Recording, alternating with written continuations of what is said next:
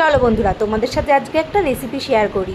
কদিন ধরে একভাবে যা বৃষ্টি হচ্ছে, আর সন্ধ্যাবেলা যদি এরকম চপ পকোড়া কিছু একটা হয়ে যায় তাহলে তো বেশ জমেই যায়।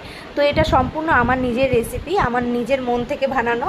তো এটা আমি প্রথমে আলুটাকে ভালো করে সেদ্ধ করে নিয়েছিলাম। ঘরে যা যা উপকরণ ছিল সেগুলো দিয়েই আমি একটা সন্ধ্যাবেলার আর কি টিফিন তৈরি করলাম। কারণ প্রত্যেক দিন সন্ধ্যাবেলা না দোকানের হাবিজাবি এটা ওটা খেতে ইচ্ছে করে। তো দোকানের খাবার না খাওয়াটাই বেস্ট আমার যা মনে হয়। বাড়িতে তৈরি করে খাও, অনেক ভালো থাকবে, পেটও ভালো থাকবে, মনও ভালো থাকবে। তো যাই হোক, এখানে দেখো গরম ছিল আলুটা, তাই আমি এগুলো গ্লাস দিয়ে ভালো করে ইয়ে করে নিলাম। তারপরে এখানে জিরের গুঁড়ো লঙ্কার গুঁড়ো দিয়ে দিলাম। লঙ্কার গুঁড়োটা একটু বেশি পড়ে গেছিলো, সেটাকে আবার তুলে রেখে দিলাম। আর এইটা না আমি কর্নফ্লাওয়ার দিয়ে করেছি। কর্নফ্লাওয়ার, এখানে একটা ডিম দিয়ে নিয়েছি।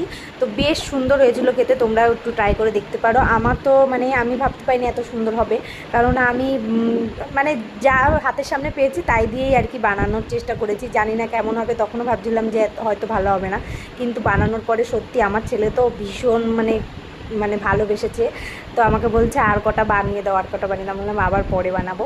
তো যাই হোক, এখানে দেখো আমি গরম কড়াইতে তেল দিয়ে নিচ্ছি। তেল দেওয়ার পরে এই যে একটা একটা করে চামচে করে নিয়ে ছাড়ছি। অনেকটা না পুরো ওই যে চিলি চিকেন হয় সেই রকমই হয়েছে, বাট এটা হচ্ছে চিকেন ছিল না, আলু দিয়ে তৈরি করেছি। খুব সুন্দর হয়েছে আর এত সফট হয়েছিল, ভীষণ ভালো লেগেছিলো খেতে। একটু কড়মড়েও ছিল, আবার একটু সফটও ছিল। তো যাই হোক, এখানটায় দেখো ভাজাও হয়ে গেছে, আমি এই যে তুলে নিচ্ছি। আর এখানটায় দেখো ঈশানকে প্লেটে করে দিচ্ছি। আর ঈশান তো খেয়ে মানে ভীষণ পছন্দ হয়েছে ওর, খেয়ে মানে এত টেস্ট হয়েছে। এই দেখো ওর রিভিউ দেখো তাহলে। আর এখানটা আমি তোমাদেরকে দেখাচ্ছিলাম কতটা সফট আর কতটা ক্রাঞ্চি হয়েছে জিনিসটা। খেতে সুন্দর, অনেকটা সুন্দর হয়েছে। তো যাই হোক, এই দেখো আমিও খাচ্ছি। সত্যি